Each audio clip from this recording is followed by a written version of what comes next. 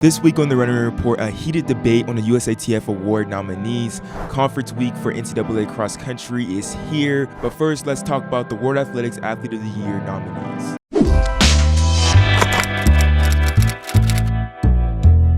You're watching Running Report show on FanHub TF, and I'm Joshua Potts, Mr. Possible, here to give you running news produced for and by the culture. Let's just jump right into it and let's go over the World Athletics Athlete of the Year nominees. First, on the women's side, we have Tobi Amusan of Nigeria, Chase Ely of USA, Shelly-Ann Fraser-Price of Jamaica, Kimberly Garcia of Peru, Sharika Jackson of Jamaica, Faith Kipyegon of Kenya, Yaroslavna Machovic of Ukraine, Sydney McLaughlin of USA, Shauna Miller-Weibo of the Bahamas, and Yulimar Rojas of Venezuela. We really have a stacked list. The winner will be announced early in December, but you got until October 31st, Monday, October 31st, the day of Halloween, to still submit your vote of who you want as Athlete of the Year. Who did you guys vote for? I would love to hear it in the comments. But before we get to move on to everything else, we gotta go talk about the men real quick. We have Christian Shea of Slovenia. We have Alison Dos Santos of Brazil, Manu Duplantis of Sweden, Sophie Elbakali of Morocco, Grant Holloway of USA, Jakob Ingebrigtsen of Norway, Eliud Kipchoge of Kenya, Noah Lyles of USA, Anderson Peters of Grenada, and Pedro Bachardo of Portugal. On the male side, for me, I think it has to go down to Noah Lyles and Grant Holloway. Then, well, also you gotta put Mondo Duplantis in there, but Mondo got it last year, so I don't know if this man can go back to back, but with what this man did as well at the World Championships, he's definitely in that conversation. So it's going to be really close, but I don't know. I think Noah Lyles takes the cake for me on this one. Honestly, right now in the track world, it definitely is award season with USATF announcing their awards. And before we get to the Jesse Owens and Jackie Joyner-Kersee Male and Female Athlete of the Years, I want to talk about one award that really just got me head scratching because I honestly don't know who's the favorite in this. And that is in the USATF Breakthrough Award nominees with Josh Awotunde, Trevor Bassett, Trey Cunningham, Grant Fisher, Tori Franklin, Anna Hall, Kara Winger, and Zach Zimick. Like, honestly, this list is stacked. This has to be the hardest list out of everything at the USATF Awards that will be announced December 3rd in Orlando. It's going to be an exciting day just to see who gets this. But honestly, I just want to hear from you guys. Who is your guys' favorite to win this award? For one, I'm thinking Grant Fisher, because Grant Fisher was amazing this season. Like, this dude truly was amazing in what he did. I know he was so close to getting onto that podium, but like what he was doing and how he has stepped up the game for US distance running is monumental. I think this is definitely historic. But then you gotta look at someone like Tori Franklin, the first woman ever, the first US woman ever to medal in the triple jump in the World Championships or the Olympics, did that at Oregon. Like, if that ain't breakthrough, I don't know what is breakthrough. But then also Trevor Bassett and Trey Cunningham getting their first medals with Josh Awotunde as well. And then Kara Winger, like, phenomenal. Anna Hall, phenomenal. Zach Zimick, phenomenal in the decathlon. Like, I don't know how you choose this one. This gotta be the hardest decision, but I'm excited to see who's gonna win this. I really am interested to see what you guys think about this award too. Let me know in the comments below. Before we get to more of the awards, let's talk about the Valencia Marathon, the results from this past weekend. Probably the biggest race from this past weekend. We had Costanza Klosterhoven winning it in her debut half marathon in a 1:05:41, a 5-minute pile pace. Costanza Klosterhoven said that I'm both surprised and delighted with what I've managed today, and definitely I'll try to improve on my time next time and hopefully break the German record. It's crazy that Coco is like on this new mission, and it's wild to see how over the past 5 years we've been seeing people that have been able to go back and forth from the roads and the track and be so successful. But I'm super happy just for Coco experiencing this new thing on the half marathon scene, and just excited to see what she's gonna do next with the half marathon. We also had Quibot Candy going out there winning in a 58:10. He's the men's champion. He's also the world record holder. So excited to see him finally getting back into rhythm. I know he had a little bit of hiccups here and there, but he's finally back on track and running really fast. Valencia half marathon definitely never disappoints, and it was another great race this past weekend. Close out a report from the week. We are definitely in conference week for cross country right now. It's going to be exciting this week. And honestly, I'm not going to go through everything. Like, I'm not going to go the Big West, Pac-12, ACC,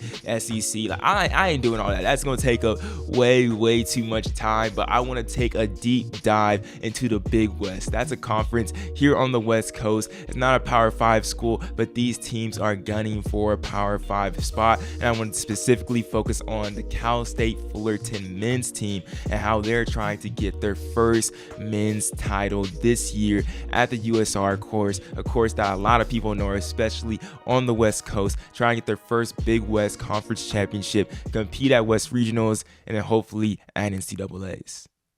At Yorba Regional Park, the Cal State Fullerton men's team is training only 10 days out from the Big West Championships. The Titans are going into Big West with aspirations to get their first conference title in school history. Alex Tebby, the men's and women's coach, has been essential to the turnaround both teams have experienced to top the contenders in the conference. When Tebby began coaching the team in 2017, he saw a lot of potential, but he knew a culture shift was needed. There was apathy on the team. I think it's just because you're so used to not doing well. You're so used to losing that you expect to lose. So we changed expectations really quickly. We started with big picture goals, but we had little steps along the way that were achievable. And pretty soon, what was once a big picture goal for us became our little steps. Andrew Castellano, a sophomore runner, and the entire team have bought into this new belief. Since the men's team finished second by 9 points, recording their best finish in Big West history, the goal at conference has stayed the same. We want that championship, of course, and then bust through the top 10 of the regional rankings after the conference race. This year, Coach Tebby has coached the team to number 13 in the official West Regional rankings. Cal Poly San Luis Obispo is the only Big West school ranked above them at number 8. This higher ranking for the team has motivated their top runner Alexis Garcia and the rest of the team, who feel like an underdog going into this Saturday. A lot of teams are not very worried about us right now because we haven't been very hot throughout the season. We're barely getting there. So I think we're the underdog right now. A lot of the teams think that they got it in the bag, but it's just we're ready for it.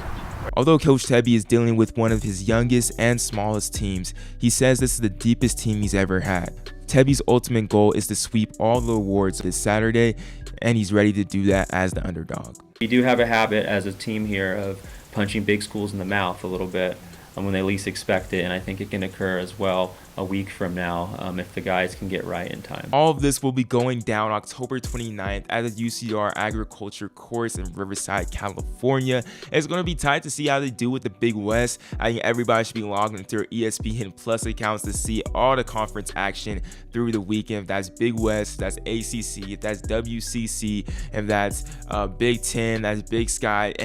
Conference is going crazy this weekend. It's going to be exciting. Good luck to the CSUF men, to the CSU women as well, and everybody racing that Big West. I think I'm gonna be down there checking it out as well, and maybe we'll have some report from next week. You feel me? After CSUF gets his men's championship, we'll see.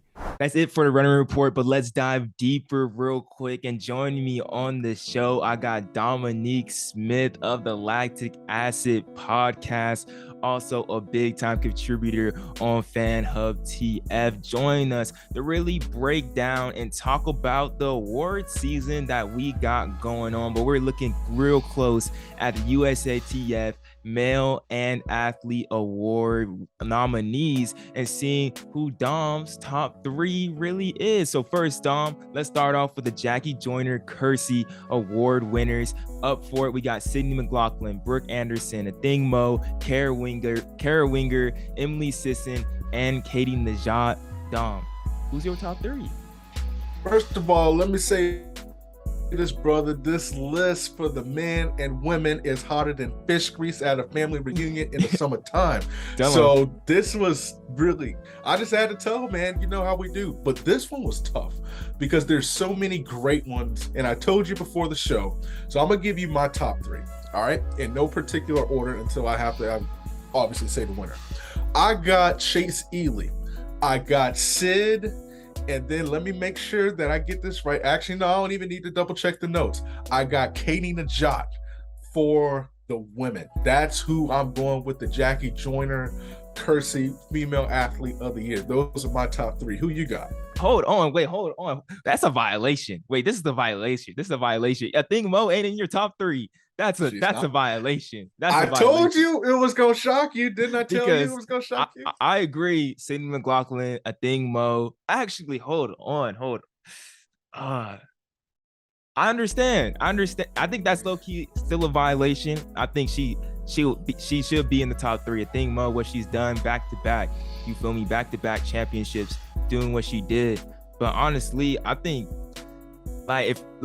just from what I've seen, I feel like top 3 should be Chase Ely, Sydney McLaughlin, and Kara Winger. I think throw Kara Winger in there over Katie Najad and the Thing Mo. But I'm surprised that you didn't put a Thing Mo in your top 3. But who like, in what order we going in with that too? You feel like Sid, Chase, Katie. Listen, this was tough because I wanted to put a Thing as well as my girl Kara Winger. Shout out to Kara Winger on that top 3 list. But here's the thing, man, and let me give you my reasoning. I don't need to give you a reason for Sid. I ain't got to give you a reason for Sid. So we don't, Sid's going to win, I believe. But when you look at Chase went undefeated. Chase was the first thing. We love to throws here on lactic acid. But Chase, not only did she not lose, she recorded, I believe, 4 of the top 5 throws in American history, was the first woman to win a medal in the shot put. That has to count for something. And then, if I'm not mistaken, let me check my notes here to make sure that I am accurately being accurate, because we have to do that. She tied the American indoor record, earned a silver medal at Worlds. Katie Najad, I had to put her in there because she is one of the most underappreciated athletes in one of the toughest events. So we had to give love to the field events on this one. And back to back, just like a Thing. Katie back to back, and here's the thing: the pole vault is such a tough, and that's not taking anything away from the Thing Mo, because what she was able to accomplish, and she had some great competition. But I just had to give love to the pole vault because that is something that is tough to do. You go back to back, first in Tokyo, and then you come back in front of the home crowd in Eugene. Tough competitor, and Sandy Morris and everybody else that lined up on that day. I had to give her flowers, but trust me, this was tough. Kara Winger, I see why you have her up there. I desperately wanted to, because what she accomplished, that whole stadium was rocking based on that accomplishment. Because to end your career, and then she went on a tear. Like, this was like, connecting the cables to recharge the battery, man. And then she goes on a tear to end her career, including the American record in the Diamond League. Trust me, this one was tough because I really wanted to put her in there, but I just had to give flowers to those field events who don't get the love they deserve. And Sid, listen, Sid woke up, had breakfast one day, was like, what? I feel like breaking the world record. And so that's what she went out and did. Yeah, it's going to be crazy. But we still don't know. We still don't know who's going to win. It does look like it's going to be Sydney. Like, she broke a world record. That's crazy. But we'll find out December 3rd, Sunday, December 3rd, at the Night of Legends, the annual meeting in Orlando. It's definitely going to be exciting to see what find out there. And also, we're going to find out on the men's side, the Jesse Owens Award. Running for that, we got Fred Curley, Noah Lyles, Grant Fisher, Grant Holloway, Michael Norman, and Ryan Krauser. Who's your top 3 in the Jesse Owens Award? I live here in Orlando. I might have to roll out to that little certification and everything, or a little award ceremony. So my Jesse Owens, man. So I have Noah Lyles, I have Ryan Krauser, and then I got Michael Norman. Those 3. And so let me explain why. Wow! Whoa! Well, really? Okay, go ahead. Explain what you gotta say. Okay, are you sure? And I can let you go. No, go ahead. Okay. So here's the thing. Noah Lyles, I still think, for obvious reasons, he didn't lose. He did not lose. He broke the American record. He balled out. He did not lose. He was so consistent. Dude didn't run 20 seconds in the 200 all year. It was sub 20 the entire time.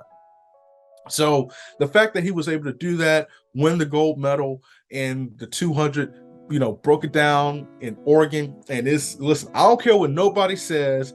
And usually I'm not going to say what I want to say, but if you don't think Noah Lyles can break this world record, then you are out of your mind. It is entirely possible, and it is a matter of time. Ryan Krauser, the shot put is the world better for it because of him. Like, he just did so many incredible things in the shot put ring this season, continued to take the events to new heights. And then here's the thing. Michael Norman, I know that's the one that shocked you. But Michael Norman didn't lose this year, man. Michael Norman had opportunity to lose. Michael Norman did not lose. He's won 2 gold medals in the 4x4 and finally got the gold medal in the individual 400, the open 400. Ran 43.56. Obviously not his PR, but you're inching closer to it. Listen, he had an impressive season. He did not lose. And so the thing about it that, I wanted to put Fred in there. But when I look at these guys, and, maybe you can say you put Krause in there, they didn't lose. Noah didn't lose. Grant had a sensational season. Unfortunately, love Grant Holloway, and I feel like he could have gone faster if my boy Devin Allen would have justifiably stayed in that race. I think they would have pushed each other to a world record. I honestly believe that. But they didn't, those 3, Krause, I know he did lose 1, but just that consistency, being able to do it and then taking it to another level, that's why I have those in my top 3. Wait, can I ask a question real quick? Because maybe I'm wrong. Sir. Maybe I'm wrong. Did Grant Holloway break the 60-meter world record this year? I believe so. 60-meter hurdle world record? I believe so. And he didn't lose in the indoors again for like the 4th year in a row? Okay. That happened. I'm just saying, did that happen? That happened. And then he won the U.S. championship. I know we didn't break the outdoor world record, but like, come on, man. Come on, Grant Holloway ain't in your top 3. That's crazy. So let me say this. That's crazy. So let me say this. You know why? The specific reason he's not in my top 3? He didn't break the world record. I was wrong. He tied it. If he broke it, he would have been in my top 3. You talking about the indoor 60, the 60-meter hurdles? He tied it? Yeah. Okay. And here's the thing. He tied it. He tied the world record. Yeah. He won world indoors and was undefeated in the 60. But okay, cool. Like, fine. But we're really talking. So just, okay. Are we really, and I cannot say this without being disrespectful, so I got to change my entire stance. But the 60 hurdles and the 100 hurdles, 110 hurdles, I'm sorry. You try to tell me 60 tougher than 110 does not make his feat any less impressive. And so I'll stand by it on 10 toes. If he broke the record, he would have been in my top 3. Man, I love how you coming at this. I love how you coming at this today. You coming in hot. It was a hard decision, and I think there's an argument too to have Grant Fisher on that list, but we don't have to go there. We'll let the distance geeks go in the comments. You feel me? And let's run talking about Grant Fisher need to win the award. You feel me? But Grant Fisher had amazing. Grant Fisher, you had amazing. Love you, Grant. But I'm just saying, I think Grant Holloway should definitely be in there. That's crazy. I have Grant in there. But hey, Dom, I appreciate you coming through, breaking down what we gonna expect on December 3rd. It's gonna be an exciting night to see this celebration of just all this talent. Appreciate you coming through on the Running Report show. We'll definitely have you back again. Appreciate you, everybody watching, tuning in this week, and we'll be back next week. Let's get it.